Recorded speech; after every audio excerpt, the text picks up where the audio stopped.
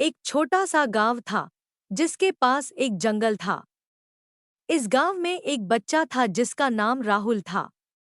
राहुल ने हमेशा से जंगल में जाने का बहुत शौक था। उसे जंगल में कुछ ऐसा लगता था कि वहां उसकी अपनी दुनिया है। एक दिन जब राहुल जंगल में घूम रहा था तो उसने एक बड़े पेड़ के नीचे एक छोटा सा खिलौना देखा। वह खिलौना बहुत ही अजीब और चमत्कारी दिखाई दिया।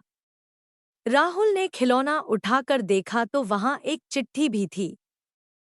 चिट्ठी में लिखा था, जो इस खिलौने को पाएगा उसे जितनी भी इच्छाएं होंगी सब पूरी हो जाएंगी। राहुल ने यह सुनकर खिलौना संभाला और अपने घर लौट आया।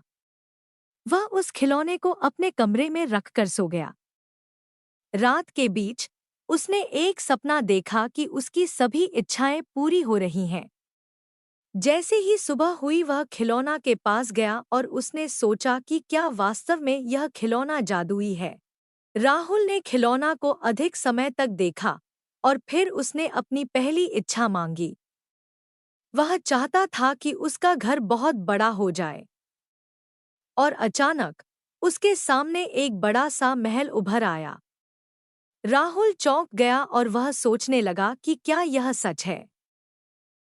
परंतु जैसे ही वह महल में प्रवेश किया वहां उसके सामने एक रहस्यमय महसूस होने लगा। महल के अंदर उसने एक बड़ी सीढ़ी देखी और वहां चढ़ा उसने अपनी दूसरी इच्छा मांगी कि वह जान सके कि यह सब क्या है। उसकी दूसरी इच्छा पूरी होते ही एक बड़ा दरवाजा खुल गया और उसने एक राजा को देखा।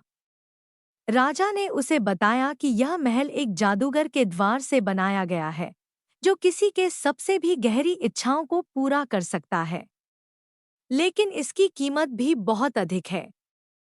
राहुल ने राजा से कहा कि वह इसे नहीं खरीदना चाहता है और उसने खिलौना वापस कर दिया और अपने घर लौट आया।